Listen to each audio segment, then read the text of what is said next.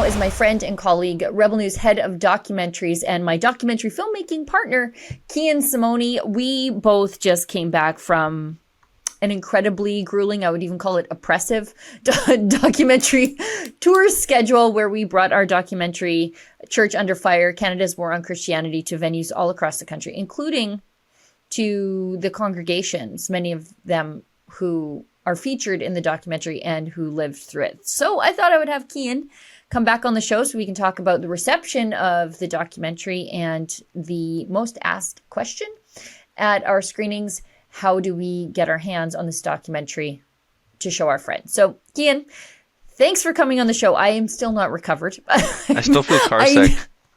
I feel car sick. I don't know if I'm jet lagged or hungry. I'm having difficulty sleeping because we were never in a time zone long enough to adjust. And we were taking really early morning flights to make sure that we got to the venues on time and to also save money, to be quite honest. But it was exciting, right? Like it was long. It was like 9 days on the road. And it started even before that because we did 2 showings in Calgary where you are, but I had to travel for those before we started our cross country tour. What did you think? That was probably one of the coolest things I've ever done in my life.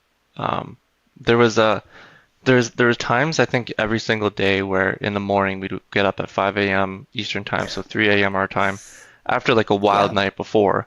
And I was just like, it really hurt and it really sucked. And then the instant gratification, I guess I would say, of that night, seeing 300, 400 people's faces and seeing all of our supporters, it really made it all worth it. It was, again, I think that was one of the best and the coolest things I've ever done in my life. Me too. It was hard, but I was kind of sad to see it over. Yeah. It just weird feeling. We wrapped up the first leg of the documentary showings in Edmonton on Monday night to just an absolutely phenomenal reception from Church in the Vine. The biggest Rebel News history in documentary showings. Was it? Yeah. Yes, it was. I think they had over 500 people in their venue. Pastor Tracy and Rodney Fortin, they're featured in the documentary because Pastor Tracy and Church in the Vine received an $80,000 regulatory offense penalty for not allowing occupational health and safety inspectors into the church because Alberta Health Services couldn't weasel their way in. So they started wanting to inspect the church as though it were a work site. But I was sad, kind of tired for sure, because we had just flown back from Winnipeg in the morning, but kind of sad to see it end. But it really ended on a high note because the reception was so warm and the people were so, I think they were touched by the care that you took in telling their story. Yeah, I think that definitely really clicked in. In Manitoba, I think it clicked in too. But it was really Edmonton seeing, it wasn't just a few people from the congregation. There was probably literally all 350 or however many people that they have at the church who were all there. And it's funny, when we were on tour, we kind of judged reception by if people clapped between the chapters or if they clapped at certain things or if they laughed at certain things. And we've both now watched this documentary many times, so we know what's coming. And I just kind of see like which city kind of liked which part, and Edmonton liked everything. Like it really was this universal of all the shows into one, of just everybody and not enjoying, but enjoying. Does that make sense? Maybe it doesn't make sense to people watching, but it might make sense to you.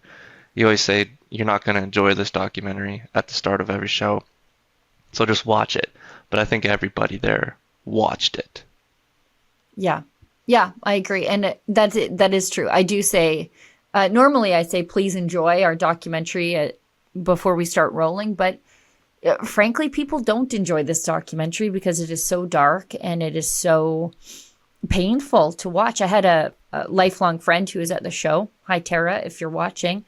And she was crying before we got through the introduction of the documentary.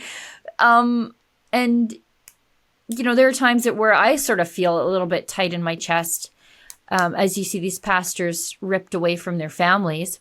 And so people, they don't enjoy the documentary, but it's important that people see it. And Ezra always says that he is left viscerally angry every time he sees it. And, I think that anger is not a bad thing. It's a useful thing if you use it to make sure this never happens again.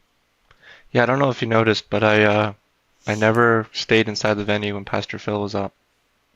Yeah. I always and if I was, I had my back turned. I can't watch that one. I made the damn thing and I can't watch it. Yeah.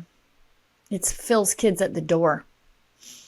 And, I was talking to Phil's family. I don't think I'm talking out of turn, but his youngest was pretty little when he was arrested and held in solitary confinement for 7 days for the crime of not turning away his congregants.